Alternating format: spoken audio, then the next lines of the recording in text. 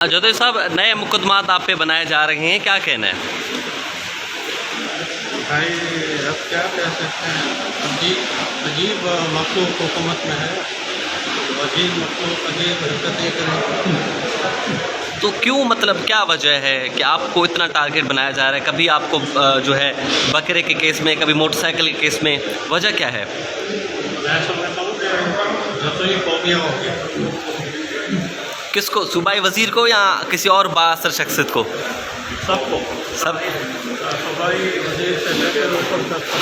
हाँ, तो अदालती अहकाम के बावजूद ये मुकदमा दायर कर रहे हैं। आप क्या समझते हैं कि पुलिस जो है पार्टी बन गई है पीपल्स पार्टी की?